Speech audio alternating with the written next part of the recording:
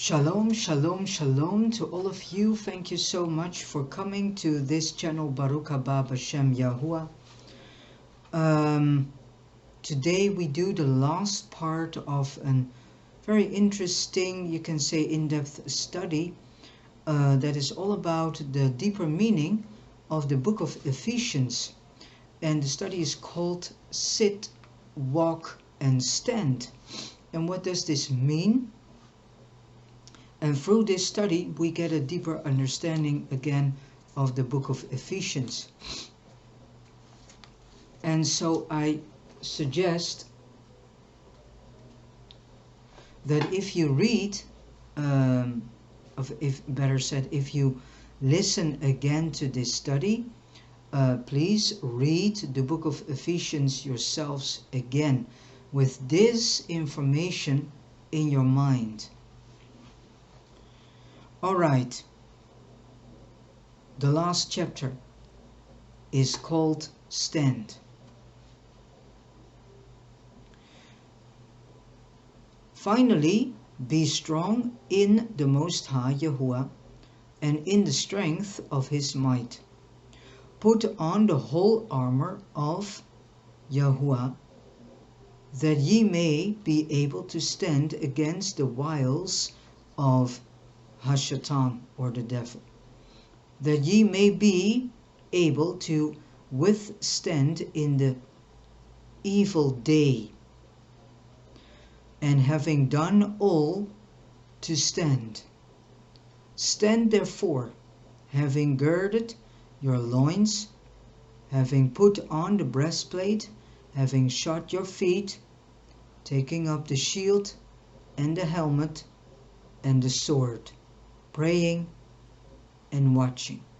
Ephesians chapter 6 verse 10, 11, 13 and 18. The experience of a believer begins with sitting and leads to walking, but it does not end with these. Every believer must learn also to stand. Each one of us must be prepared for the conflict. We must know how to sit with Mashiach Yahusha in heavenly places, and we must know how to walk worthy of Him down here. But we must also know how to stand before the foe. This matter of conflict now comes before us in the third section of Ephesians chapter 6 verse 10 to 20. It is what Paul calls our wrestling with wicked spirits. So you can say that this is more about spiritual warfare and how to stand against the evil wickedness, evilness, wickedness. But let us first remind ourselves once again of the order in which Ephesians presents us with these things. It is sit, then it's walk, and then it is stand. For no believer can hope to enter the warfare of the ages without learning first to rest in Mashiach Yahusha and in what He has done. And then through the strength of the Holy Spirit, or Ruach HaKadosh, within to follow Him in a practical holy life here on earth. If he is deficient in either of these, he will find that all the talk about spiritual warfare remains only talk. This is the whole issue. Wow, because this is hammering the nail on its head here. Many people in the body of Mashiach avoid spiritual warfare. They avoid what is going on in the spiritual realm. They speak about people who try to inform them about it, these people are being ridiculed, are being seen as not necessary to warn us for the spiritual warfare. I want to say right now to you who are watching and listening,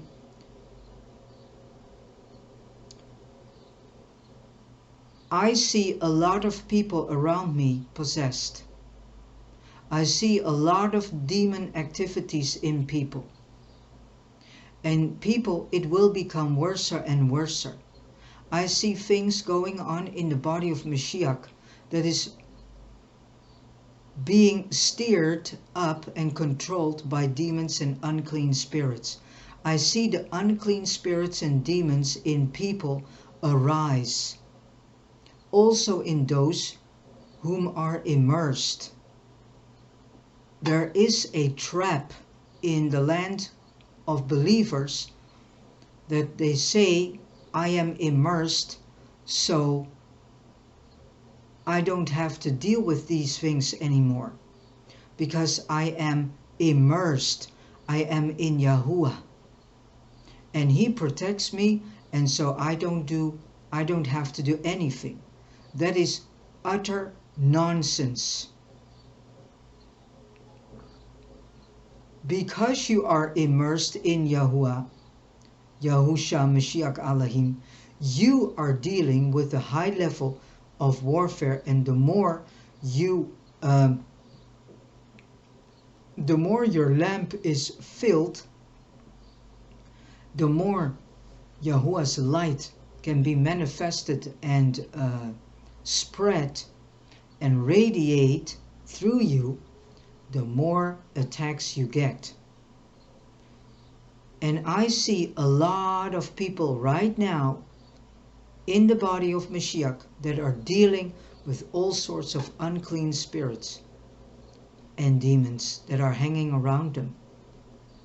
I see people changing. Their eyes are changing. Their looks are changing. I see the darkness in their skin, in their eyes, in their looks. And these are people that say that they are immersed.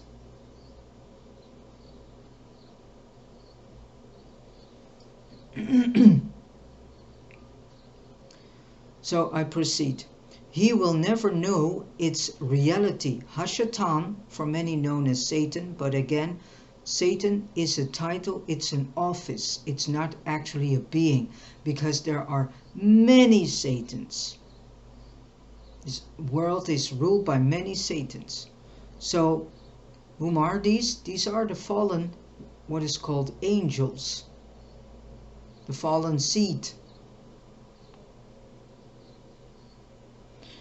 Hashatan can afford to ignore him, for he does not count for anything. Yet, the very same, a believer can be made strong in the Most High Yahuwah and in the strength of His might, by knowing the values first of His exaltation and then of His indwelling. Compare Ephesians chapter 6 and verse 10 with chapter 1 verse 19 and also with chapter 3 verse 16. It is with these two lessons well and truly learned that he comes to appreciate the third principle of the life of a believer, now summed up in the word stand. Yahuwah has an arch-enemy, and under his power are countless demons and fallen angels seeking to overrun the world with evil and to exclude Yahuwah from his own kingdom. And people know that all technology that we have in our households are actually working against us. All technology that we are working with is not made for our best interest. It is made for the best interest of Hashatan. And whether you like it to hear this message, yes or no, I don't give a darn about it. I just give this message because it's the truth.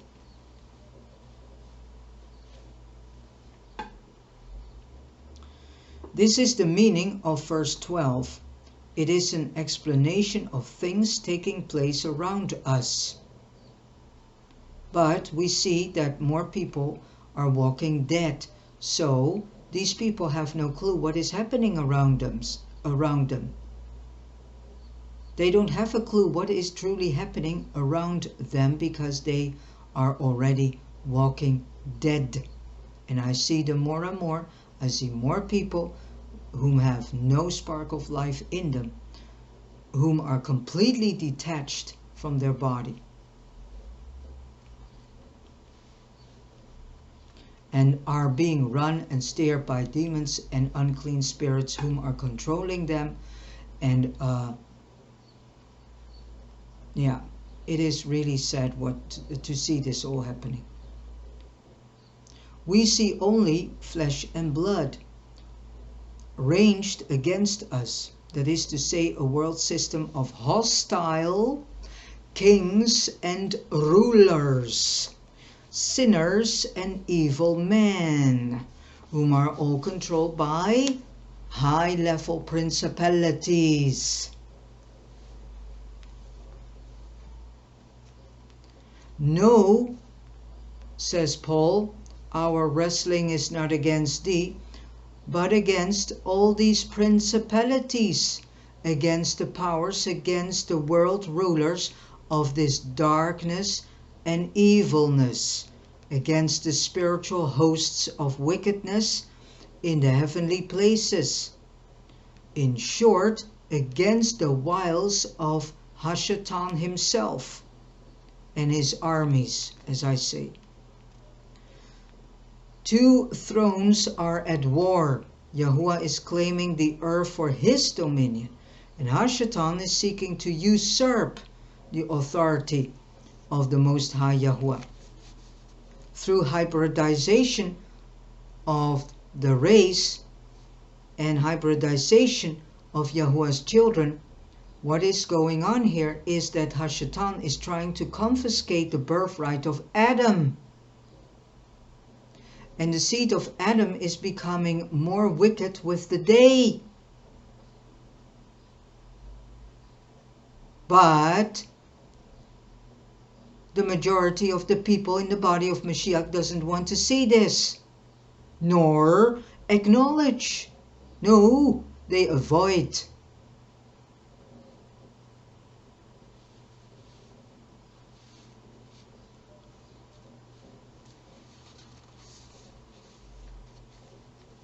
Because if Hashatan can succeed in getting the birthright of Adam, then he has the whole creation of Yahuwah in his hands. And nothing has to say anymore. Why do you think that this whole electric kingdom is built for that one purpose only, people? To lock you up. You are already in a lockdown for several decades. That lockdown in 2020 and 2021 was nothing more than a showing of them to show you that you are already in a lockdown. Your home is already, you can say, your private prison. You are already not seen as a human anymore. For decades, you are already a product. Everything is a product. Hashatan doesn't see life anymore in anything, nor his armies, nor his wicked heavenly host. Why? Because they themselves are dead. They themselves do not have any life spark. And if you don't have that, you can easily treat everything as dead, lifeless. Wake up, people. Now you still can.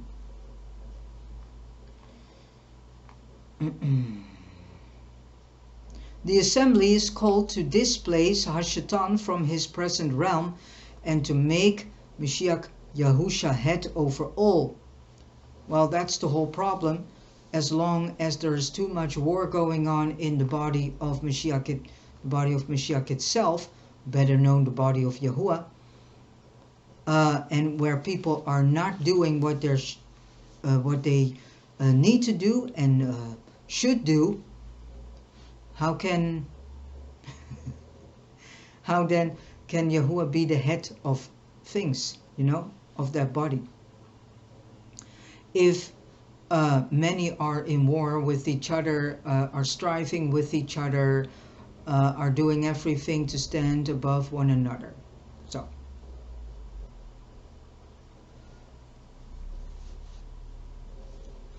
what are we doing about it?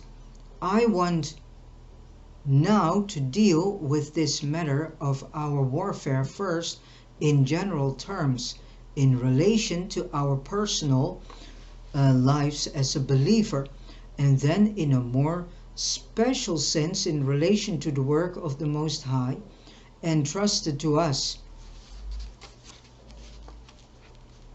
There are many direct assaults of Hashatan upon Yahuwah's children. Of course, we must not attribute to Hashatan those troubles that are the result of our own breach of divine laws. We should by now know how to put these right.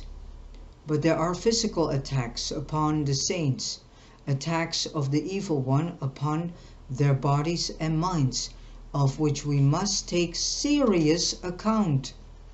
So that's good. So if you hear this, how is it that many are lacking this? Because they do not understand the scripture.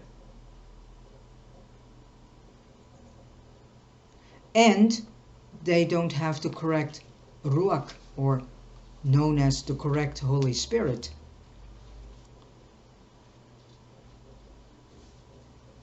Many in the body of Mashiach are dealing with depressions and still have problems with addictions and so on. How is that possible? Because they do not do the correct warfare.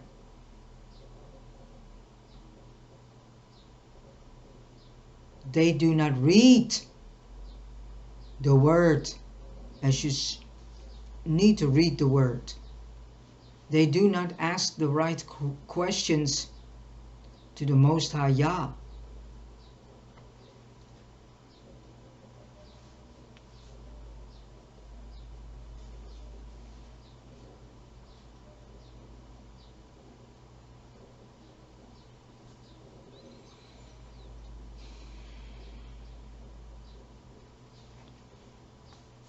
Surely too, there are few of us who do not know something of the enemy's assaults upon our spiritual life.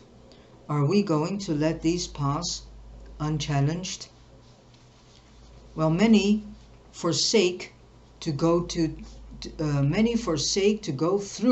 the fire. You better can now go through the fire than when you stand before his throne.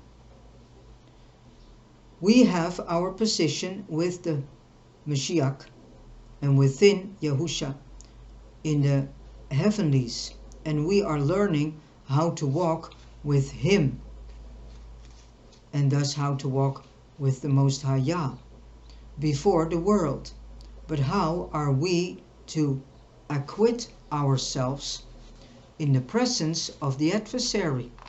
His adversary and ours. Yahuwah's word is stand. Put on the whole armor of Yahuwah the Most High, that you may be able to stand against the wiles of Hashatan. The Greek verb stand with its following preposition says against, so means against. In verse 11 really means to hold your ground. Well, that's funny, because not many are putting on the armor of Yahuwah. And several months ago, Yahuwah told me himself to put on his armor at least twice a day before I start my day and before I go to sleep.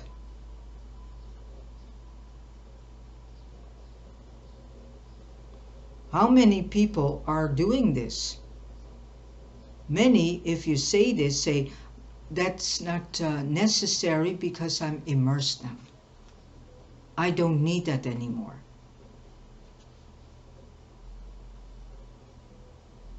Well, I'm immersed too. How come that Yahuwah is telling me to wear the armor of him?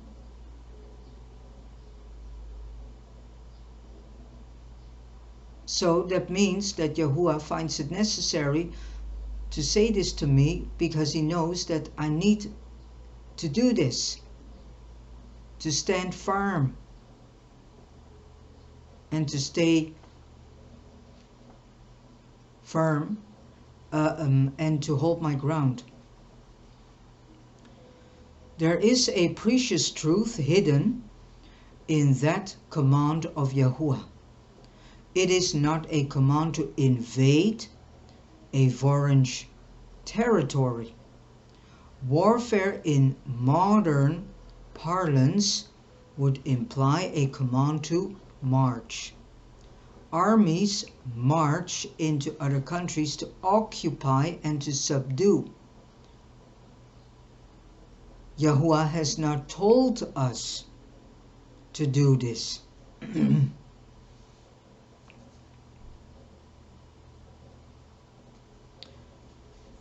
We are not to march, but to stand.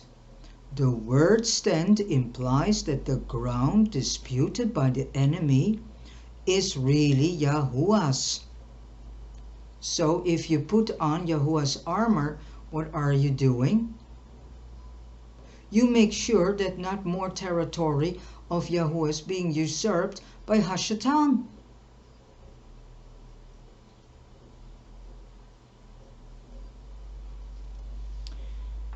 And therefore ours. We need not struggle to gain a foothold on it. Nearly all the weapons of our warfare described in Ephesians are purely defensive. Even the sword can be used as well for defense as for offense. The difference between defensive and offensive warfare is this: that in the former I have got the ground and only seek to keep it, whereas in the latter I have not got the ground and am fighting in order to get it. And that is precisely the difference between the warfare waged by the Master Yahusha and the warfare waged by us. His was offensive, ours, in essence, defensive. He warred against Hashatan in order to gain the victory. Through the stake, he carried the warfare to the very threshold of hell itself to lead forth from there his captivity captive. Ephesians 4 verse 8 and 9. Today we war against Hashatan only to maintain and consolidate the victory which Mashiach Yahusha has already gained. By the resurrection, Yahuwah proclaimed his Son victor over the whole realm of darkness, and the ground Mashiach Yahusha won. He has given to us. We do not need to fight to obtain it. We only need to hold it against all challenges. Our task is one of holding, not of attacking. It is a matter not of advance, but of sphere. The sphere of Mashiach Yahusha, in the person of Yahushua HaMashiach. Yahuwah has already conquered. He has given us his victory, so the victory of Yahuwah to hold within the sphere of Mashiach. The enemy's defeat is already a fact, and the assembly has been put there to keep him defeated. Satan is the one who must do the counter-attacking in his efforts to dislodge us from that sphere.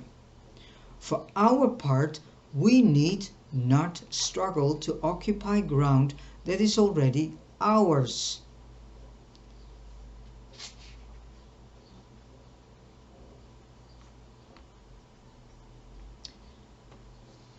In Mashiach, we are conquerors, nay, more than conquerors. Go to Romans 8, verse 37, and read this verse. In him, therefore, we stand. So, by not putting on the armor of Yahuwah, what are you actually not doing? You're not standing.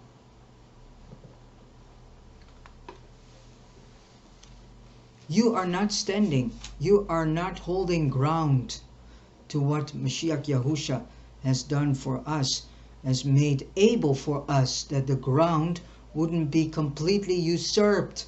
Because if he wouldn't have done that, I can assure you that we wouldn't be here at 2024, because then the majority of the human race was already usurped, and the earth too.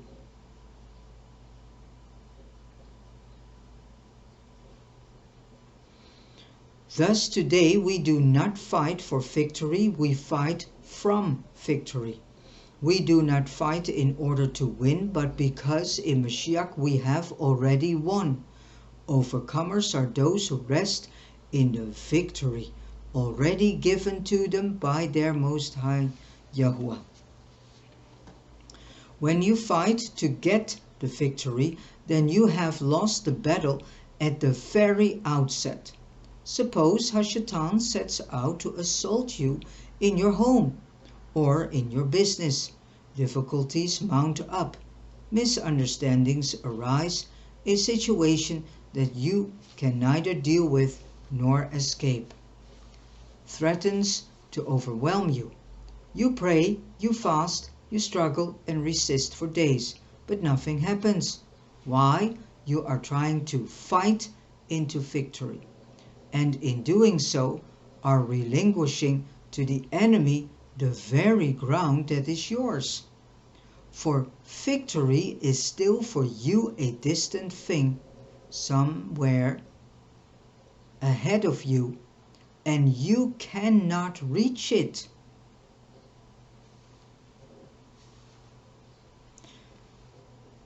This is also to do with the mindset you have and the way you perceive things, but also has it to do with the flesh, the self of the flesh. That is also playing part here, that wants to fight against everything and wants to have victory. In the spirits that are poking in your flesh, to make your flesh doing what these spirits want, and then eventually the self of the flesh is demanding your soul to do the same. And so you are going along with what the will of the flesh is, instead of what the will of the Ruach HaKodesh, and thus the will of Yahuwah. Only those who sit can stand. Our power for standing as for walking lies in our having first been made to sit together with Mashiach Yahusha. The believers' walk and warfare alike derive their strength from his position there. If he is not sitting before the Most High Yahuwah, he cannot hope to stand before the enemy. Hashatan's primary object is not to get us to sin, but simply to make it easy for us to do so by getting us off the ground of perfect triumph unto which the Master has brought us through the avenue of the head or of the heart, through our intellect or our feelings. He assaults our rest in Mashiach Yahusha or our walk in the Ruach.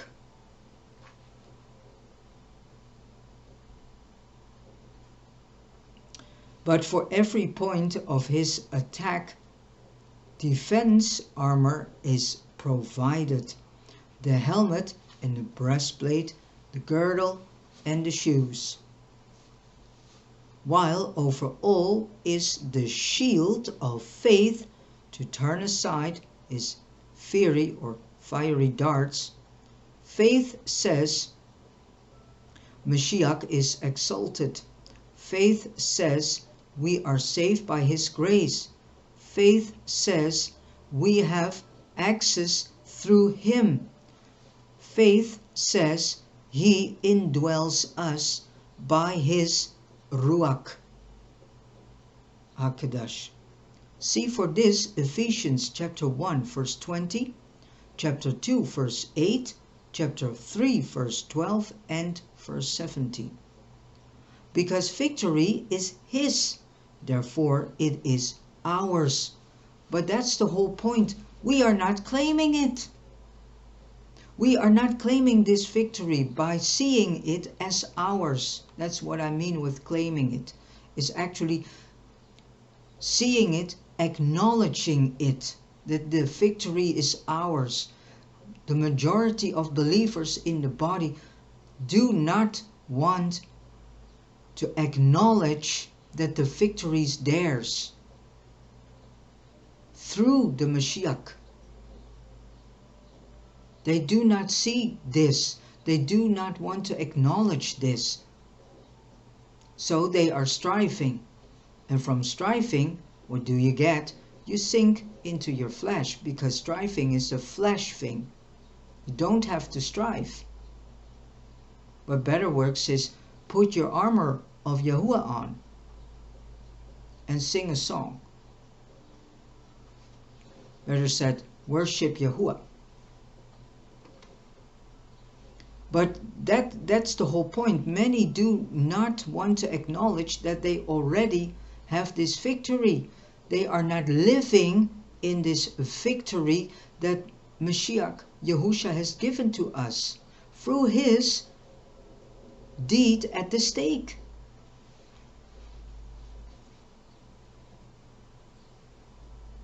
You're welcome, Ruach HaKodesh. So, but simply to maintain it, then we shall see the enemy utterly routed. We must not ask the Most High to enable us to overcome the enemy, nor even look to him to overcome, but praise him because he has already done so. He is victor. So that is why I'm saying, put your armor on and praise. If you get attacks or whatever, put your armor on and go praise Yahuwah. Go sing. Do something that is praising him. People do not understand the whole thing of praise. praising Yahuwah is also keeping the enemy on a distance and saying, you have no say anymore. Your game is over. That was a long time ago already done. Why are you still fighting against us? Why is it that you do not want to give up? Because it's the dark that doesn't want to give up. Why? I truly have the idea also, because there are too many people not understanding Yahuwah's word. There are too many people still participating in wickedness, are still doing sin, are not correctly immersed.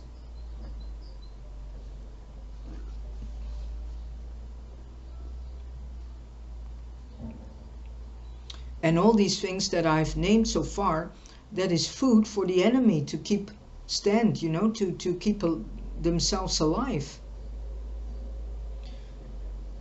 I proceed.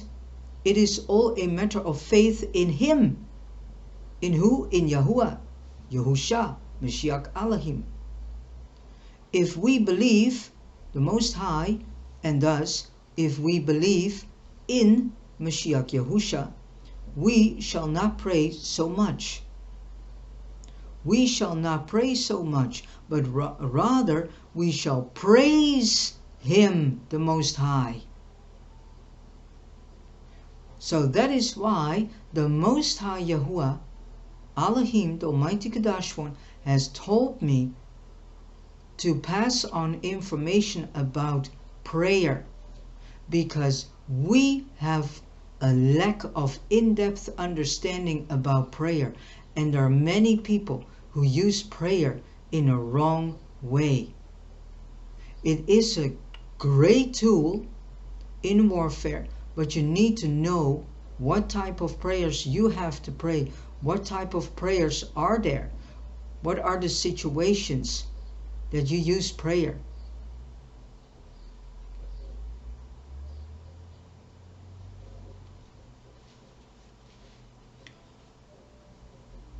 There are many people in the body of Mashiach reading Yahuwah's word, but none of them, or better said, too less of them are presenting information as I am allowed to present to you, because Yahuwah the Most High has asked me to do this job, to present all this information to you, to give a more fundament in several topics. One of them is prayer. Another one is what it means to be a minister of Yahuwah's word. Another one is what means authority and submission. Another one is what does it mean to be a living sacrifice. So there are many topics coming now, and are already videos uploaded. And Yahuwah the Most High finds it important that people get more in-depth understanding, because He says many lack decent understanding and a fundament in what prayer life is, what it is to be a minister of His word, what it is to be a spiritual man, what it is to be a living sacrifice, what authority and submission means, what it means to not love the world. There will come an in-depth in understanding of love one another. What does that mean? That's the last command. There will come more understanding and clarification about the Holy Spirit, or Ruach HaKodesh, and reality. There will come more understanding of what is reality and obsession. What does obsession mean? What does that mean? What is the spiritual side in that? And so on, so on. There are many topics coming. Also, there will come a study about the spirit of judgment. We are talking words, people, and we have no clue what these words truly mean in the in-depth. We are saying, we better say, we are using words as authority, submission, judgment, spirituality, but do we have a firm fundament of understanding what these words truly mean? So stay tuned. I would say to this channel or one of the other channels that Yahuwah has asked me to create and set up for him. One of them is blessed is he who comes in the name of Yahuwah, and the other one is Yahuwah's songs and words of wisdom and truth. Alright, I proceed. The simpler and clearer our faith in him, the less we shall pray in such situations. So that comes directly back to what the Ruach HaKodesh taught me already, by saying, if you deal with attacks, grab your horn, grab your drum or some other instrument or your voice and start praising him. Or go on your knees and start praising him.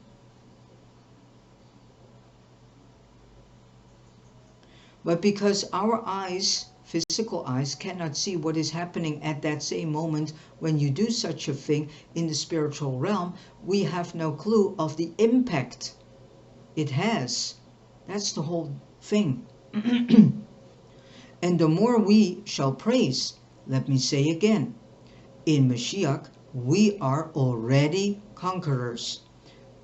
Is it not obvious then, since this is so, that for us merely to pray for victory, unless that prayer is shot through with praise?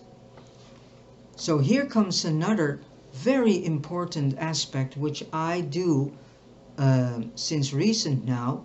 I'm guided into this through the Ruach HaKodesh, and I do now with a fellow sister. We do everyday prayers, and we end each prayer with blowing the horn and singing, short making music.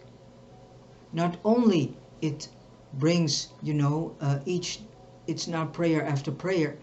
We do several prayers, but after each prayer we do blowing the horn, we praise him, sometimes I get to drum, we do some drumming and singing, and then we go, if needed, to a next prayer that we need to do. That makes the whole prayer so much powerful to do. And I literally can feel the power that we lay in the prayer.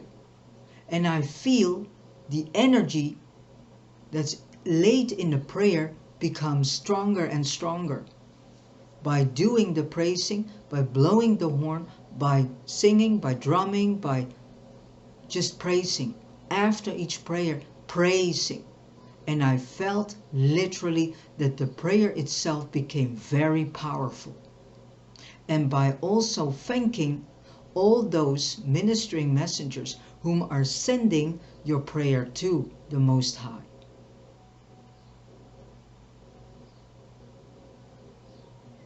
And I have experienced this, so that's so beautiful to get this now confirmed through this in-depth study, that the guidance I got was correct, and we both experience, and we have such joy when doing prayers, and not overly serious, because many people are praying in so much seriousness. But prayer should be a joyful thing too. So that is why he wants to bring out more in-depth understanding of what prayer actually means.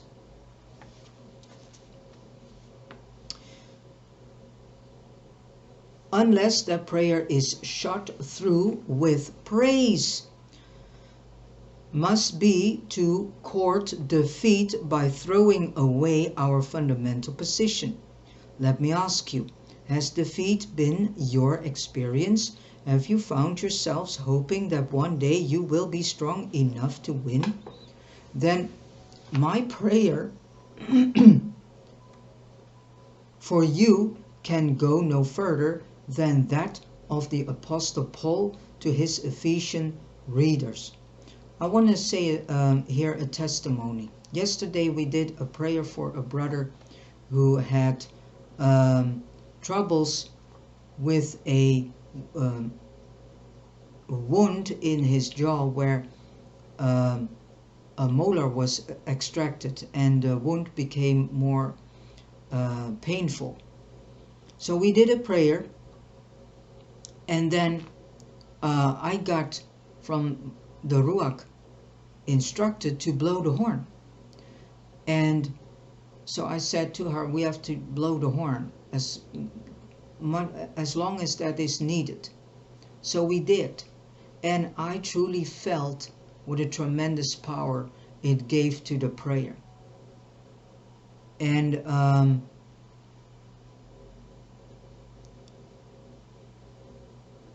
then we praised the Father tremendously.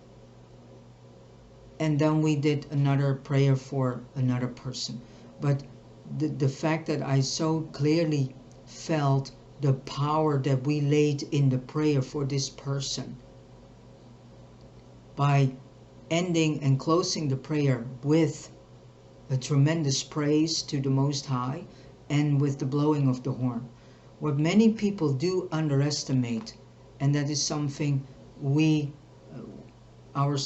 my beloved sister and I, we for several months have not done live broadcastings due to the things that she has to do, and the Father has asked her to do, and things that the Father has asked me to do.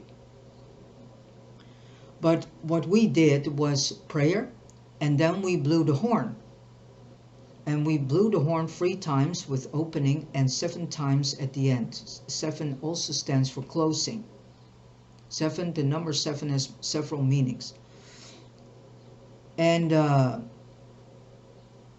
at the end of prayer, and it's worship. So you open up with a prayer and worship, and you end with prayer and worship. Many people are lacking that, and then wondering that most of the time of the meeting, a lot of things are happening because they didn't close it. They didn't set the foundation. Many do underestimate the power of the horn blowing. And people have a horn in their home and they only blow it once a year. Some people on Shabbat, but the majority is blowing it only once a year on Yom Teruah, the day of shout. That is to less people. You should blow the horn every day, as much as possible on the day. If you have an attack, pick up your horn and start blowing the horn as long as this is needed. Praise your beloved Father, Abba Yahuwah, and bang, gone are the buggers.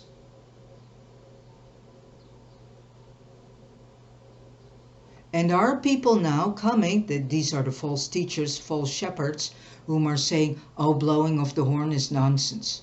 Oh yeah? Did you know that the vibration, frequency, and so on, the frequency of the horn is not to be manipulated? It's the only frequency Hashatan is not able to override and to manipulate. Why? Because the horn is an instrument directly given to us from the Most High Abba Father, Yahuwah.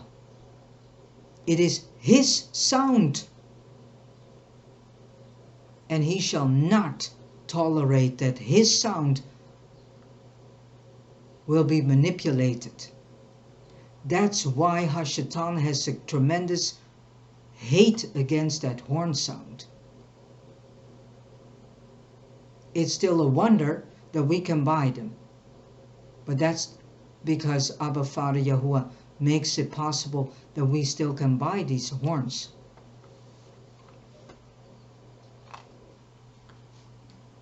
All right, I proceed.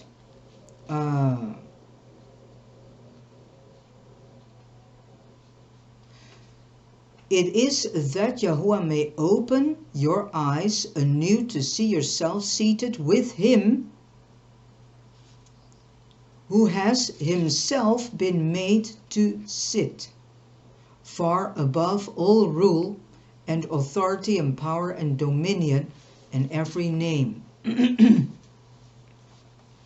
that is named. Ephesians 1 verse 21. The difficulties around you may not alter. The lion may roar as loud as ever, but you need no longer hope to overcome. You already have overcome. You need to see that you already have overcome. In Mashiach Yahusha, you are victor in the field. In his name. But this is not all. Ephesians 6 is concerned with more than the personal side of our warfare. It has to do, too, with the work of Yahuwah entrusted to us. The utterance of the mystery of the word, or Besorah, of which Paul has already had much to say.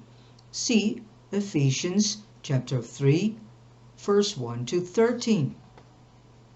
For this, it arms us now with the sword of the word and its companion weapon, prayer.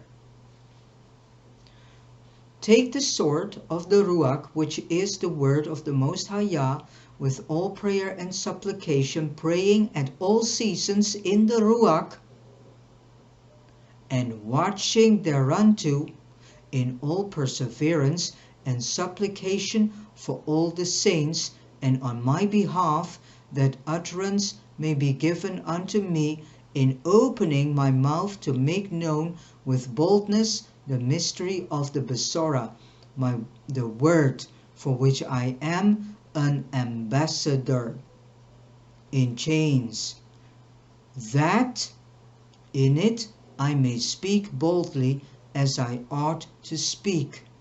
Ephesians chapter 6 verse 17 to 20.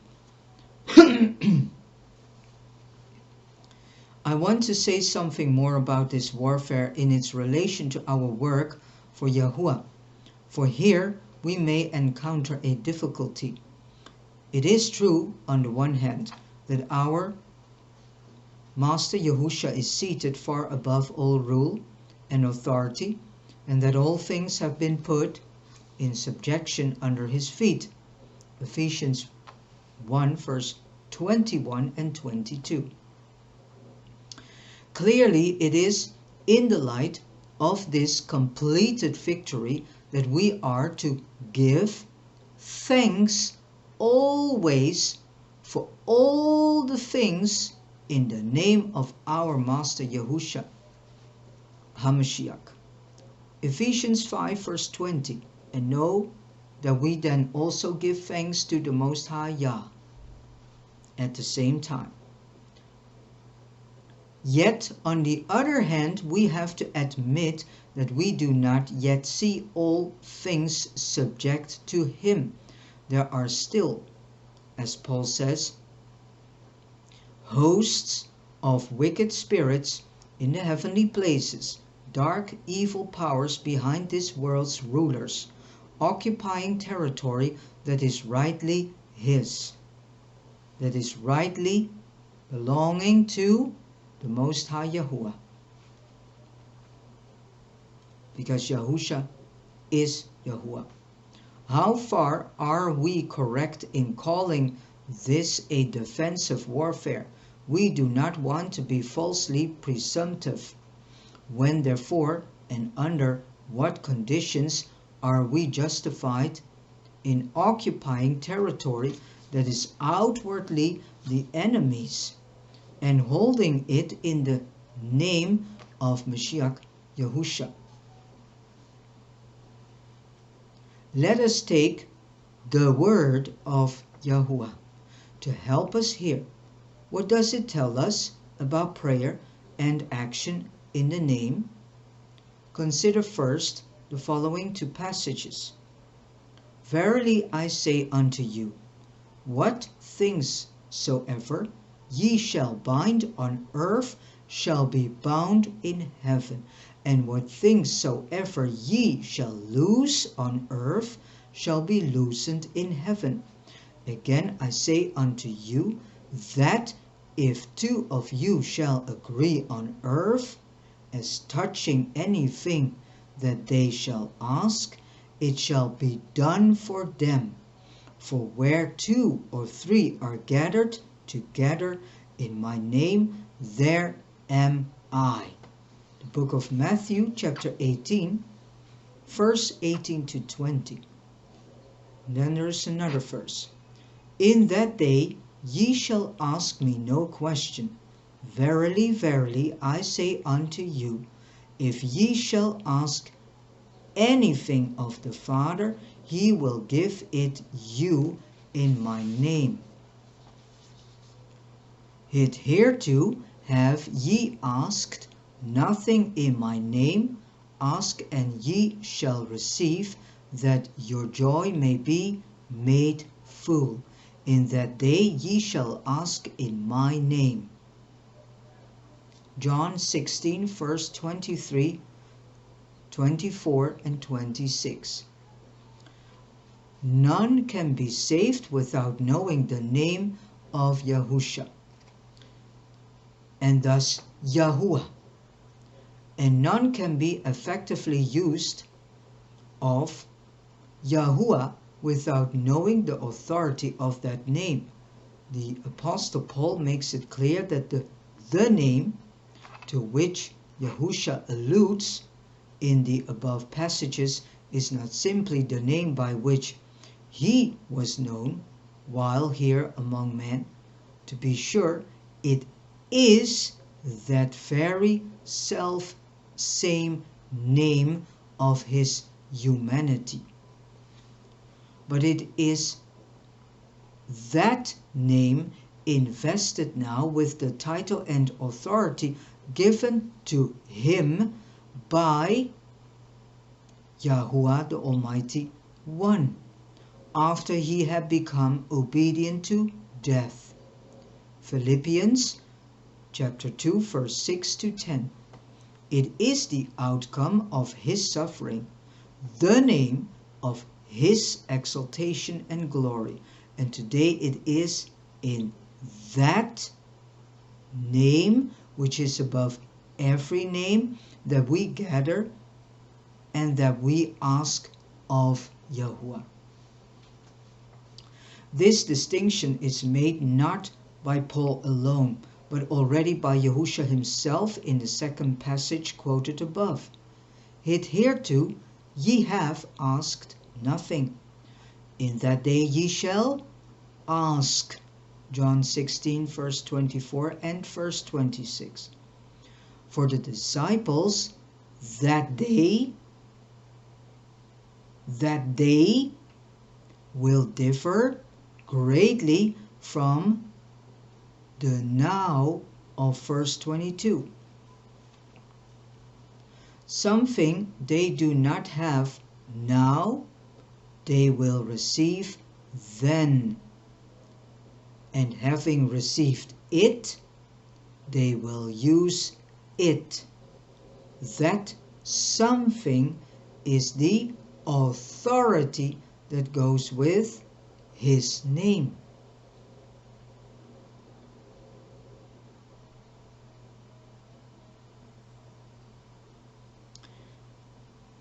Our eyes must be open to see the mighty change wrought by the ascension.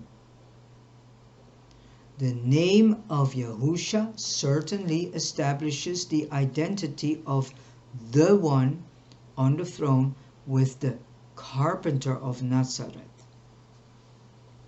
But it goes further than that. It represents now the power and dominion given to him, to Yahusha, by the Most High Yahuwah. And know that Yahusha is Yahuwah.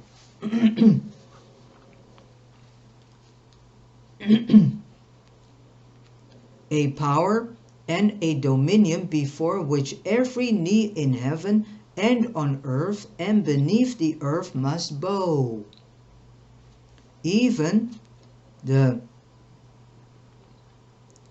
what is called Jewish leaders recognized that there could be this kind of significance in a mere name when they inquired of the disciples concerning the healing of the lame man. In Jewish, you need to read this as Yahudim. By what power or in what name have ye done this? Book of Acts, chapter 4, verse 7. Today the name tells us that Yahuwah has committed all authority to his beloved Son, so that in the very name itself there is power. But further we must note in Scripture the recurring expression in the name, that is to say, the use to which the apostles in fact put that name. It is not only that he has such a name, but that we are to use it, that we are to use it. In 3 passages in his last discourse, the Master Yahusha repeats the words, "Ask in my name." John 14, verse 13 and 15, chapter 15 and verse 16, chapter 16, verse 23 till 26. He has placed that authority in our hands for us to use. Not only is it his, but it is given among men. Acts 4, verse 12. If we do not know our part in it, we suffer great loss. The power of his name operates in 3 directions. In our preaching, it is effective for the salvation of men. Acts chapter 4, verse 10, 11, and 12. Through the remission of their sins and through their cleansing, justification, and sanctification to the Most High Yahuwah. Luke 24:47, Acts 10:43, 1 Corinthians 6:11. In our warfare, it is mighty against the satanic powers, or the powers of Hashatan, his armies, to bind and bring them into subjection.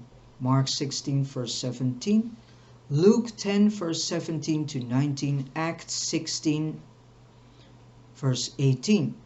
And as we have already seen in our asking, it is effective toward the Most High Yahuwah, for twice we are told, whatsoever ye shall ask, and twice, if ye shall ask anything. John 14, verse 13 and 14, chapter 15, verse 16, chapter 16, verse 23. Faced with these challenging words, well might we reverently say, Master, your courage is very great. For Yahuwah thus to commit himself to his servants is indeed a tremendous thing.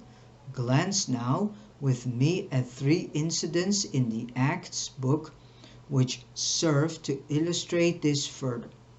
Peter said in the name of Yahushua HaMashiach of Nazareth, walk.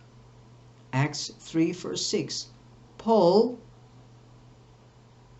turned and said to the Spirit, I charge thee in the name of Yahushua HaMashiach to come out of her. And it came out that very hour.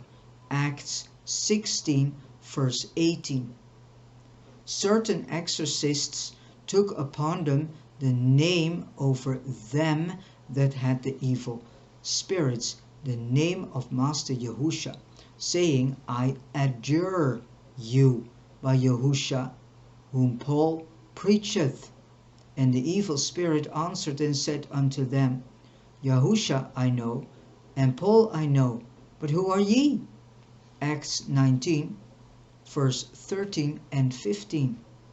Observe first the action of Peter in dealing with the crippled man at the gate.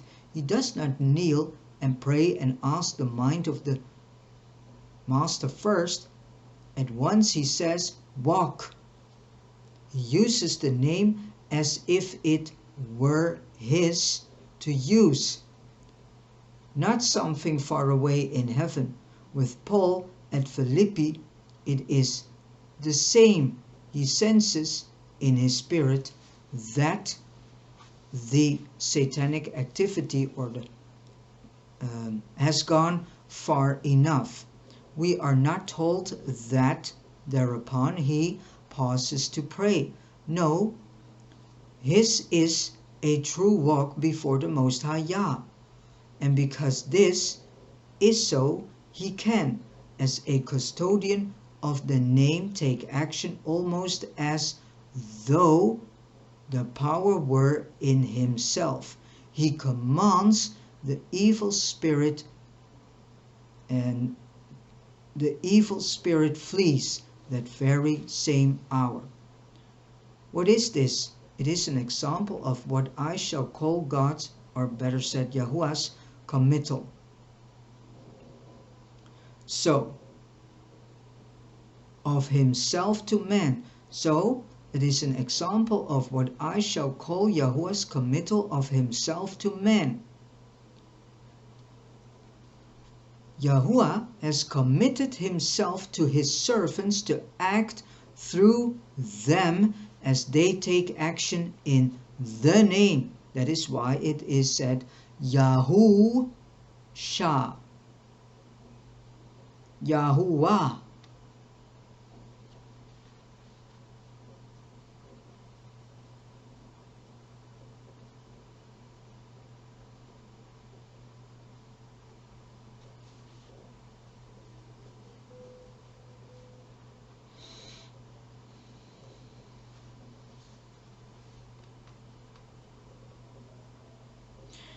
And they, what do?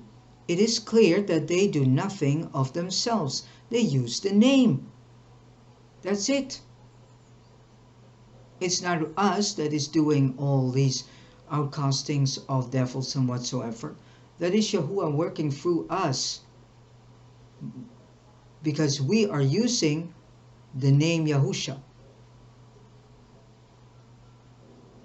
They use the name equally clearly. No other name, whether their own or that of another apostle, will have the same effect. No, because it's about the fact that in the name Yahusha is the name Yahuwah. All that takes place results from the impact of the name of Master Yahusha on the situation, and they are authorized to use that name. Yahuwah looks at his Son in the glory, not at us here on the earth. It is because he sees us seated with him there that his name and his authority can be entrusted to us.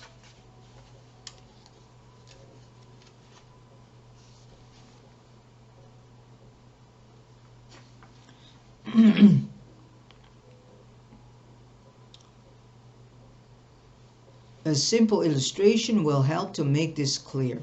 Some time ago, my fellow workers sent to me for a sum of money. I read his letter, prepared what he asked, and gave the sum to the messenger. Was I right? Yes, certainly.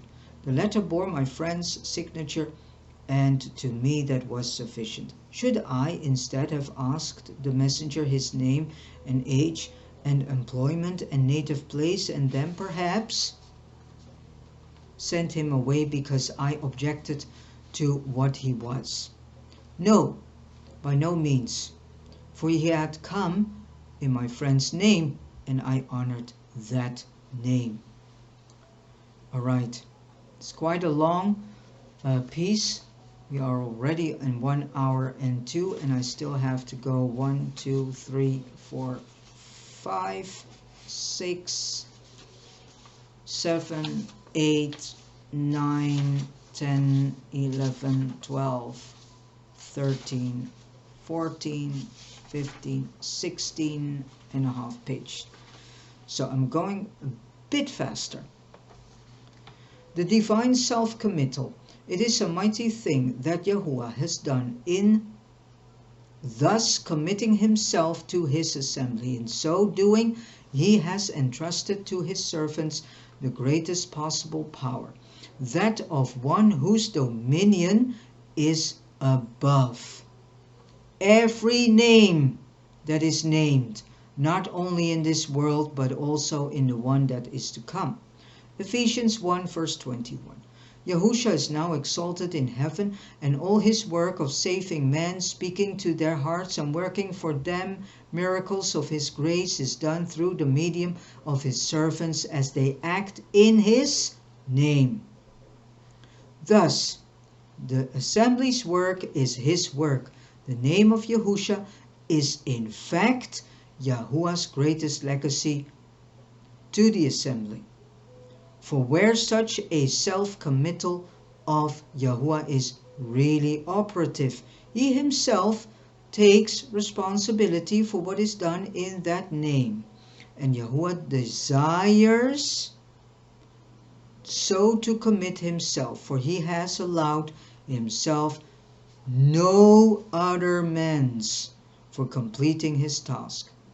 No work is worthy to be called a work of Yahuwah if Yahuwah is not, in this sense, committing himself to it. It is the authorization to use his name that counts. We must be able to stand up and speak in his name. If not, our work lacks spiritual impact. But let me tell you, this is not something that can be worked up at a time of crisis.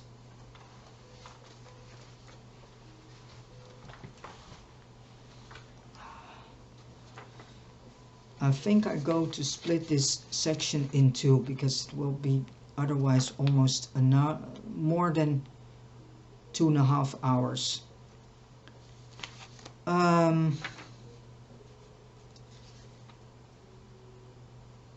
Yeah.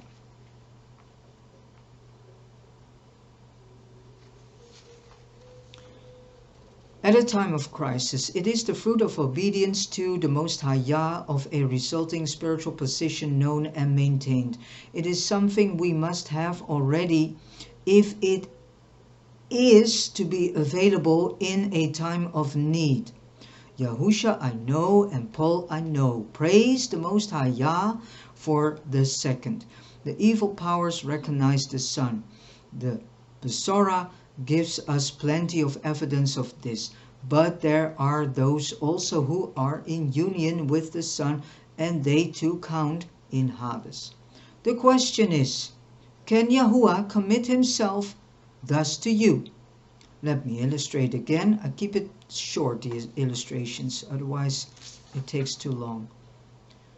If something is to be done in my name, it means that, subject to certain conditions, I give my name to another to use, and that I am then prepared to take the responsibility for what he does with it. It may mean, for example, that I give him my checkbook and my signature. Of course, If I am poor with no personal standing and no bank account, my name is of little moment. I well remember how, as student, I used to be fond of stamping my name everywhere, on books, papers, anything, whatever that came to hand. But when I first had a checkbook and a bank account, $14 in the post office, I became very careful over the use of my personal seal for fear someone else should counterfeit it and use it. My name had become important to me. How powerful and how wealthy is our Master Yahusha, how precious to him is his name. If therefore he is to take responsibility for everything that happens in consequence. So this is something we need to remember too. If we use the name, Yahusha takes all the responsibility. Doesn't mean that we are using this name for everything. We have a responsibility actually too in how to use this name.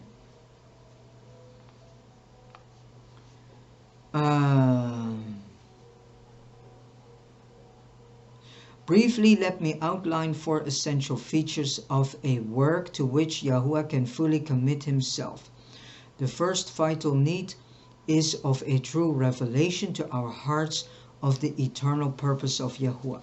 We cannot do without this. If I am working on a building, even as an unskilled laborer, I must know whether the objective is a garage or an airplane hangar or a palace. I must see the plan, or I cannot be an intelligent worker. Today, evangelism is assumed by most believers to be the work of the Most High. But evangelism can never be an unrelated thing. It must be integrated with Yahuwah's whole plan, for it is in fact but a means to an end. That end is the preeminence of the Son of Yahuwah. And evangelism is bringing in the sons among whom he shall stand preeminent.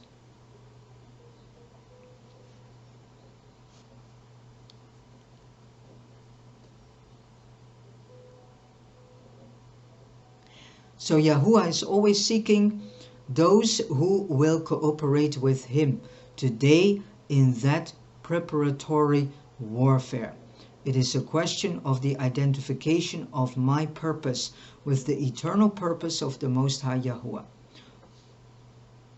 All the work of a believer that is not so identified is fragmentary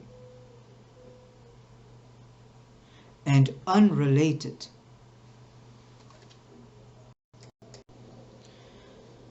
And it does not ultimately get anywhere. We have to seek from Yahuwah a revelation to our hearts by his Ruach HaKodesh or Holy Spirit of the counsel of his will. And then to ask ourselves concerning the work to which we are going back after reading this. Is it directly related to that? When that is settled, all the small questions of daily guidance will solve themselves. Ephesians 1 verse 9 to 12. Secondly, all work that is going to be effective in the divine purpose must be conceived by the Most High Yahuwah. If we plan work and then ask Yahuwah to baruch it or bless it, we need not expect Yahuwah to commit himself to it. We need not expect Yahuwah to commit himself to it. Yahuwah's name can never be a rubber stamp to authorize work that is ours in conception. True, there may be blessing upon such work, but it will be partial and not full. There can be no in his name there. Only Allah's, our name. Yeah, this goes into the fact that when we are thinking that we have to do the things on our own behalf, instead of on behalf of the Most High.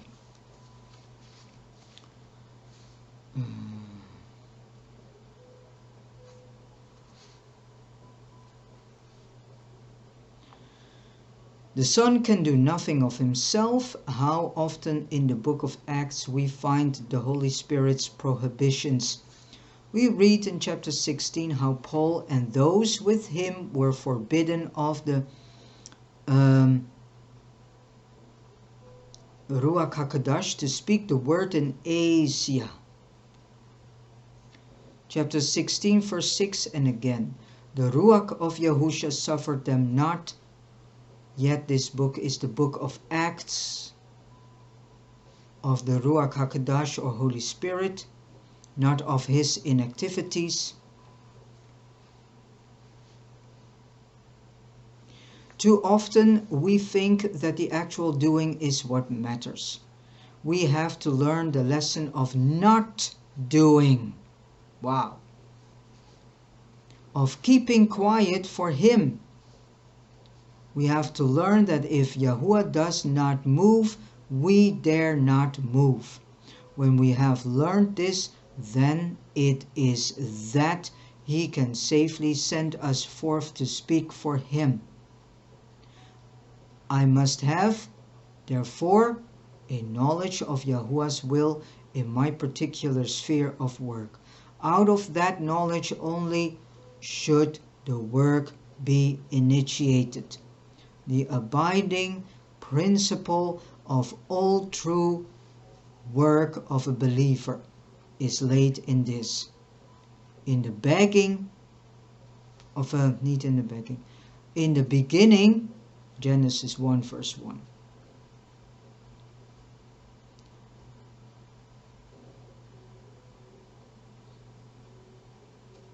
In the beginning, Yahuwah, and then Genesis 1 verse 1. It doesn't go further. Thirdly, all work to be effective must depend for its continuance upon the power of Yahuwah alone. What is power? We often use the word loosely. We say of a man. He is a very powerful speaker. We need to stop seeing each other as man. We need to stop seeing that we are doing the things. If you are immersed, you no longer are man, but the vessel. You always were a vessel. And it's not about you. So your name on things doesn't matter anymore.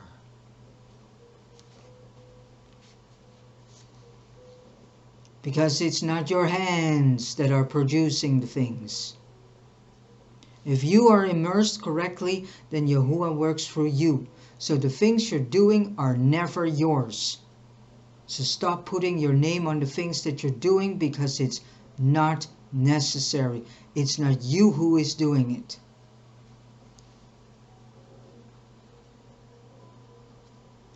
But we have to ask ourselves the question, what power is he using? Is it spiritual power or is it natural power? There is today all too much place given to the power of nature in the service of Yahuwah. Exactly. Go walk into any assembly and you will see the power of the flesh or nature instead of the power of Yahuwah.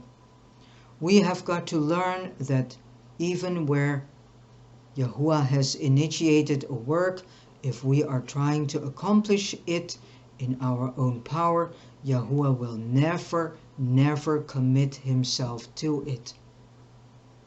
You ask me what I mean by natural power. Well, that's the flesh. That's the false self, the self of the flesh. Put very simply, it is what we can do without the help of the Most High Yahuwah. We give a man the task of organizing something, of planning a campaign about the word or some other stuff. So, because he is naturally a good organizer. But if that is so, how hard will he pray? If he is accustomed to depend on his natural gifts, he may feel no need to cry to the Most High Yah. The trouble with us all is that there are so many things we can do without relying upon the Father Yahuwah. We must be brought to the place where, naturally gifted though we may be, we dare not speak except in conscious and continual dependence on him.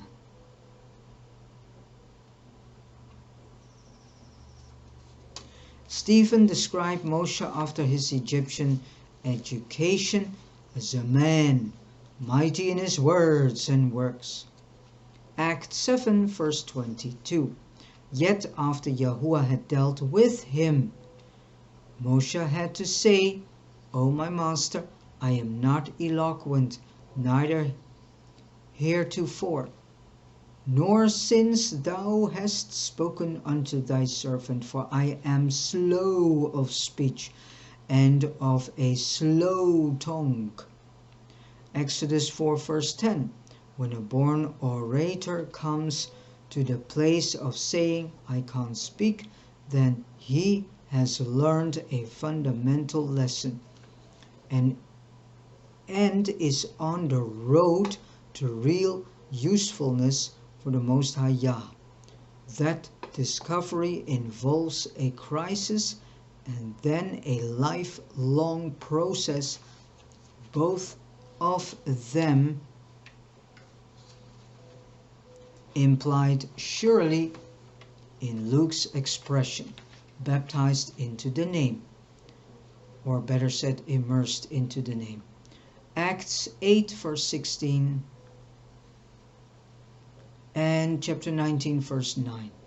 That expression points every new believer to the necessity for a fundamental knowledge to the death and resurrection of Mashiach Yahusha in its relation to his entire natural man. Somehow in our history with Yahuwah we must experience that initial crippling touch of his hand to weaken our natural strength, so that we stand forth on the ground of resurrection life in Mashiach Yahusha alone, where death has no longer any claim. After the circle goes on, widening as fresh areas of our own self-energy are brought under the working of the stake. The way is a costly one, but it is Yahuwah's sure way to fruitfulness of life and ministry, for it provides him with the ground he requires in order that he may give his backing to what we do in the name of his Son.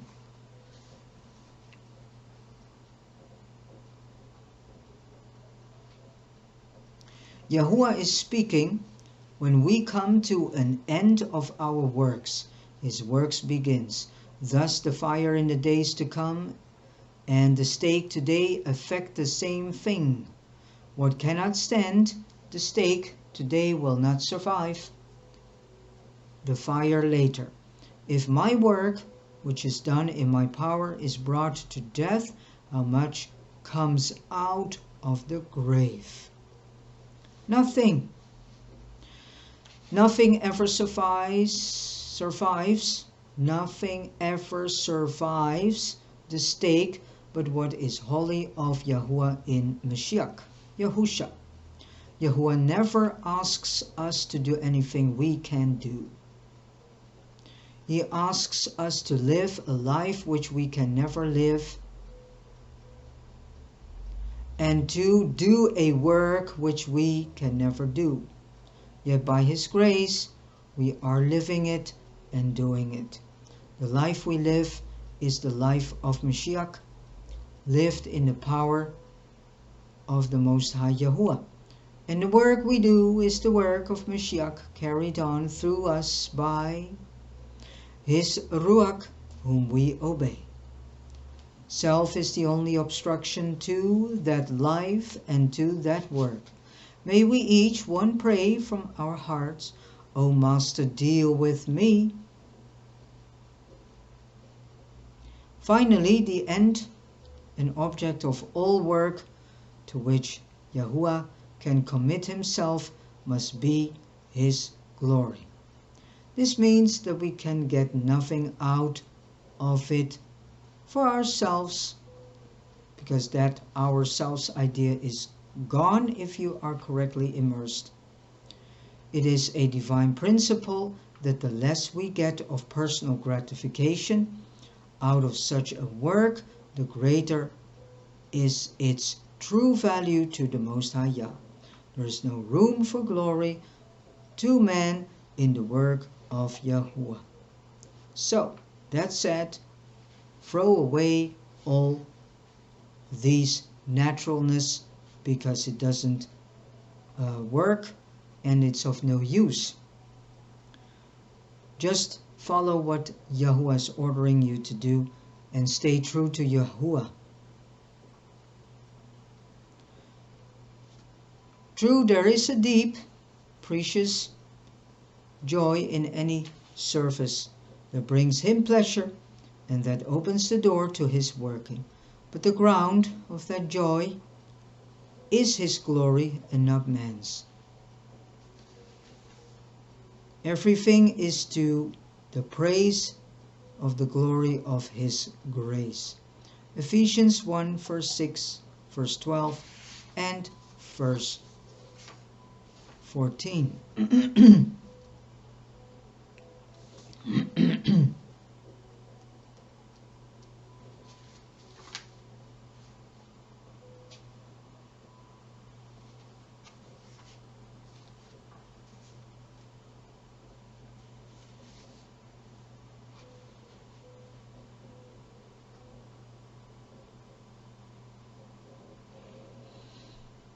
Yahuwah is reluctant to answer prayer in relation to it, but when it is wholly of him, he will commit himself in wonderful ways. Then it is that, in utter obedience to him, you can use his name, and all hell will have to recognize your authority to do so. When Yahuwah commits himself to a thing, then he comes out in power to prove that he is in it and is himself its author.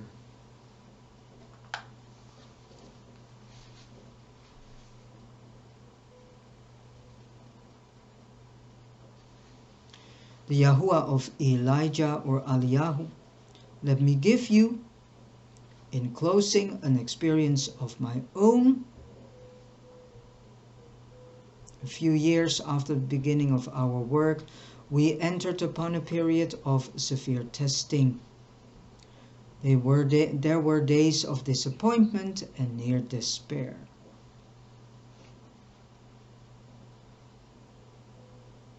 We had come in for a great deal of criticism and discredit on account of the stand we were taking, resulting in coolness and estrangement, even on the part of Yahuwah's true people. We had honestly faced and examined the charges made against us, for it is essential always to take criticism seriously and examine it, and not to pass it off. He's just criticizing me, yet we had reason to believe that the Most High was with us, for as a particular difficult year drew to its close, we were able to reckon that within that period.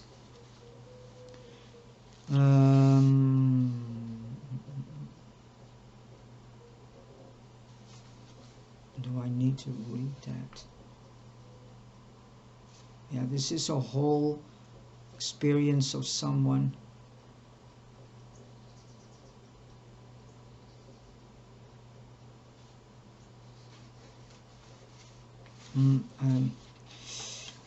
Unfortunately, I have. The island was fairly large on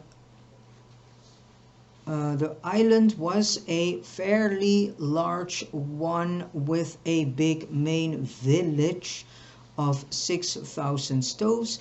An old schoolmate of mine was there as headmaster of the village school, and I wrote him in advance asking for room in which we might lodge during our stay from January 1st to 15. When, however, we arrived late and in darkness, and when he discovered we had come for Basora preaching, he refused us accommodation.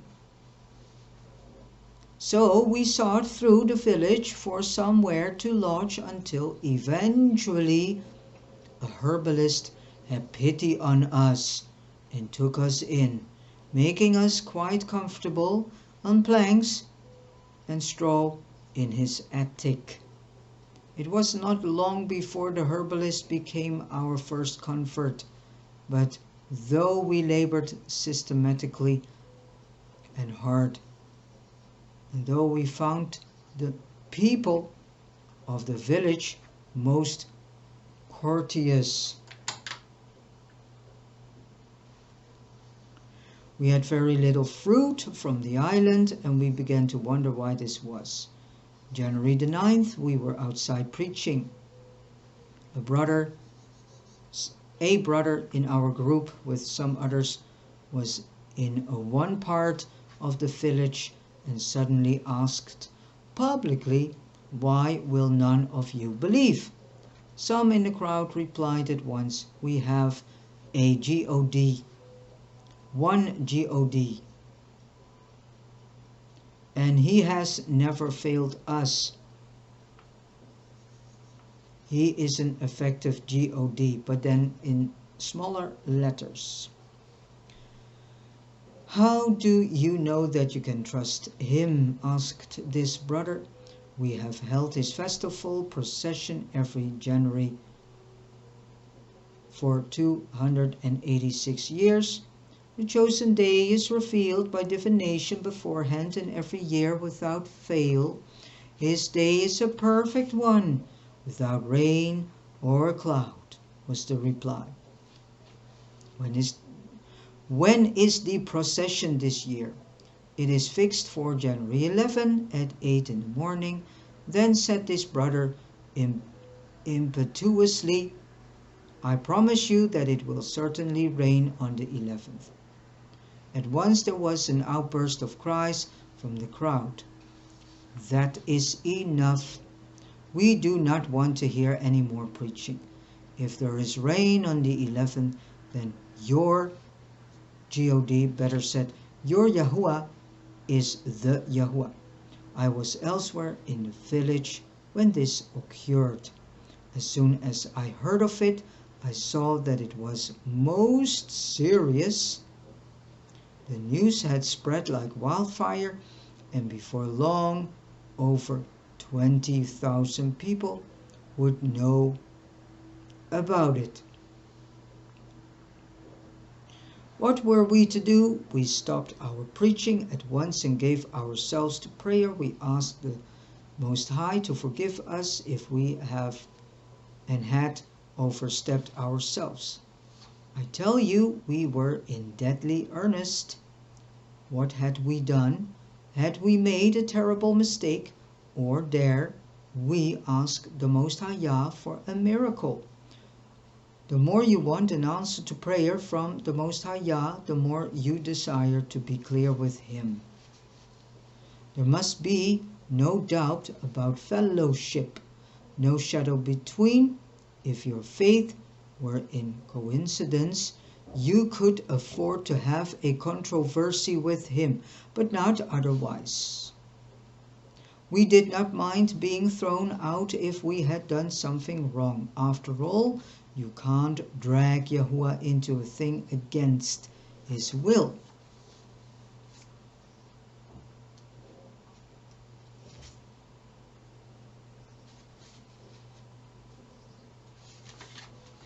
Wow, almost 2 hours.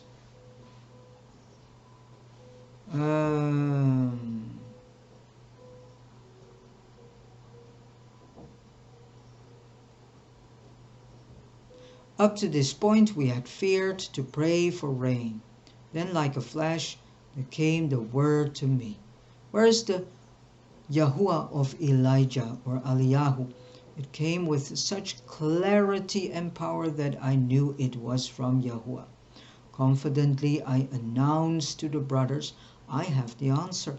The Most High will send rain on the 11th.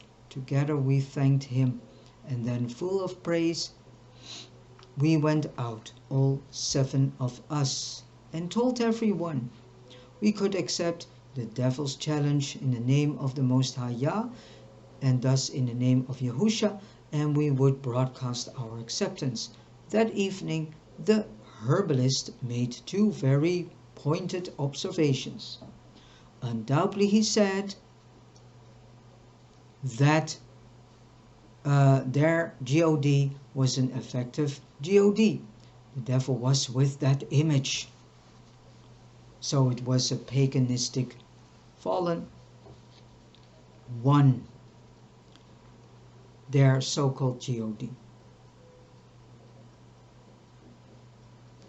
Their faith in him was not groundless. Alternatively, if you preferred a rationalistic explanation, here was a whole village of fishermen for 2 or 3 months on end. The men were at sea, and on the 15th they would be out again. They, of all people, should know by long experience when it would not rain for 2 or 3 days ahead. This disturbed us. As we went to our evening prayer, we all began once more to pray for rain. Now. Then it was that there came to us a stern rebuke from the Most High Yah.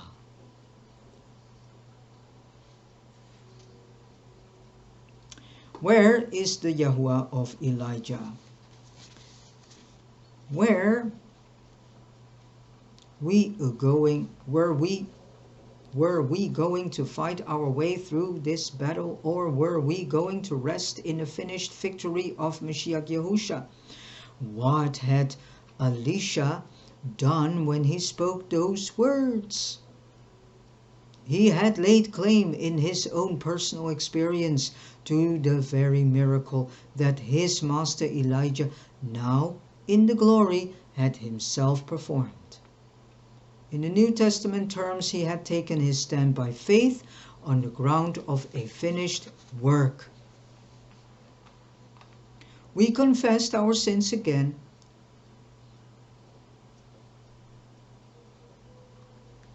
By saying, Master, we said we do not need rain until the 11th morning.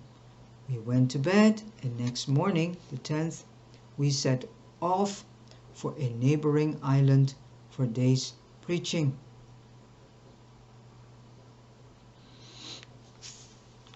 The Master was very gracious, and that day 3 families turned to him, confessing him publicly and burning their idols.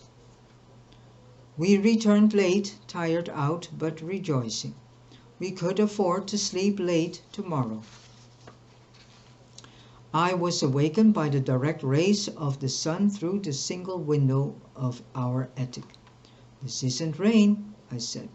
It was already past 7 o'clock. I got up, knelt down and prayed. Father, I said, please send the rain. But once again, ringing in my ears, came the word, where is the Father, or the Yahuwah of Eliyahu, or Elijah? Humbled, I walked downstairs before the Most High Yah in silence, we sat down to breakfast. 8 of us together, including our host, all very quiet. There was no cloud in the sky, but we knew Yahuwah was committed. As we bowed to say grace before the food, I said, I think the time is up. Rain must come now.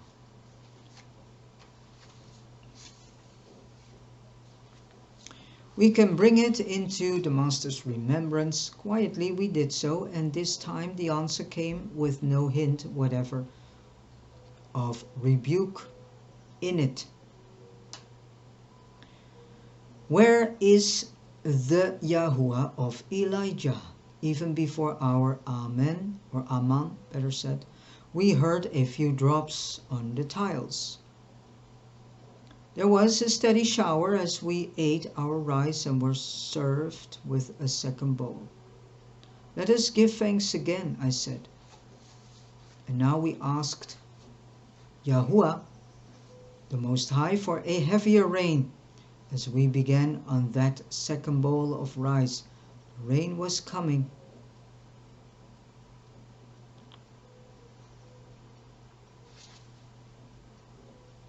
And the rain that came down in bucketfuls.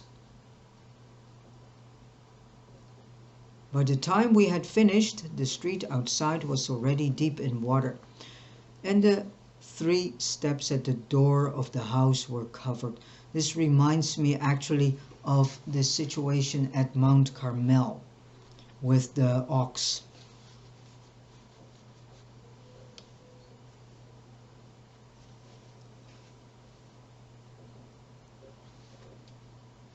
It's actually what I get the whole time, the story of Mount Carmel. Soon we heard what had happened in the village. Already at the first drop of rain, a few of the younger generation had begun to say openly, there is a Most High. There is no more a God in small letters. He is kept in by the rain. But he wasn't. They carried him out on a sedan chair. Surely he would stop the shower. Then came the downpour.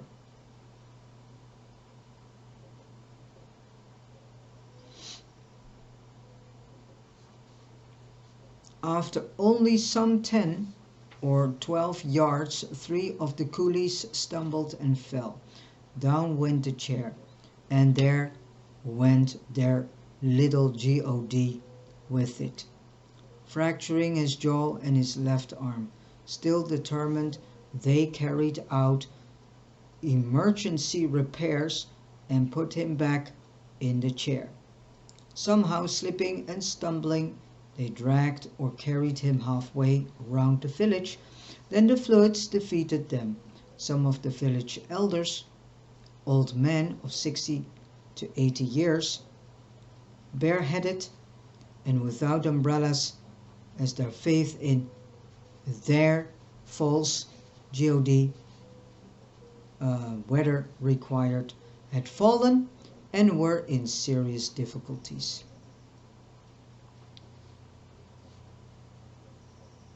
So the whole festival went down.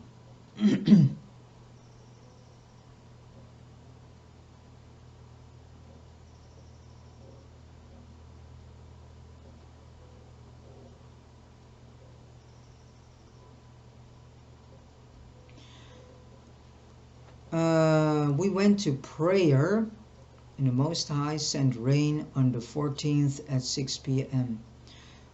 and give us for 4 good days until then. That afternoon the sky cleared, and now we had a good hearing for the Besorah, Yahuwah's word.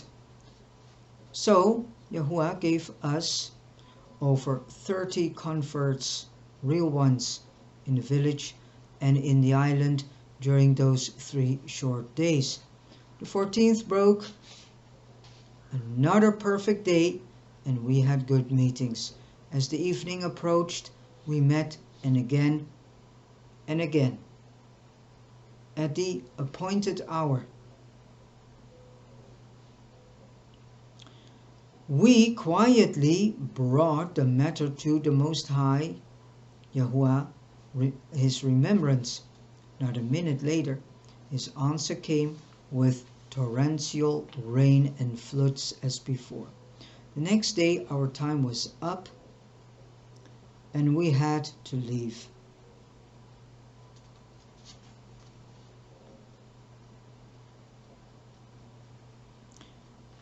And we have not been back. Other workers asked for those islands, and we never questioned anyone's claim to a field. But for us, the essential point was that Hashatan's power in that idol had been broken. And that was the whole thing. So again, it reminds me of that story at Mount Carmel, where also the evil powers needed to be broken at that moment with the offering of that ox.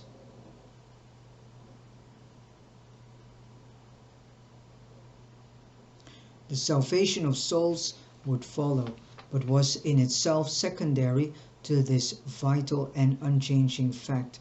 The impression on us all was a lasting one. Yahuwah had committed himself.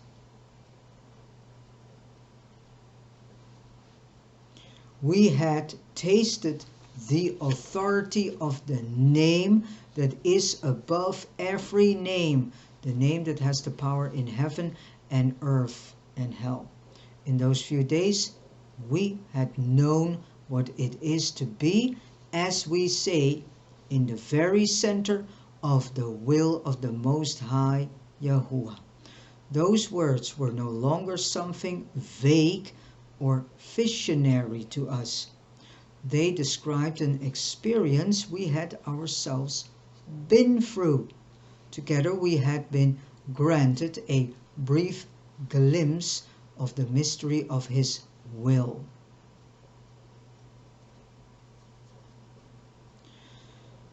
Ephesians chapter 1 verse 9, chapter 3 verse 9 and 10. We would go softly all our days. Years later, I met this brother. I had lost touch with him, and in the interval, he had become an airline pilot. When I asked him whether he still followed the Most High Yah, he said, "Do you mean to say that after all we went through, I could ever forsake him? Do you see what it means to stand? We do not try to gain ground, we merely stand on the ground which Yahushua HaMashiach has gained for us, and resolutely refuse to be moved from it. When our eyes are really open to see Mashiach Yahusha as our victorious master, then our praise flows forth freely and without restraint, singing with melody in our hearts to the Most High Yahuwah. We give thanks for all things in his name." Chapter 5 of Ephesians, verse 19 and 20. Praise, that is the outcome of effort, has a labored and discordant note. But praise that wells up spontaneously from hearts at rest in him has always a pure and sweet tone. The life of a believer consists of sitting with Mashiach Yahusha, walking by him, and standing in him. We begin our spiritual life by resting in the finished work that he, Master Yahusha, did. That rest is the source of our strength for a consistent and unfaltering walk in the world.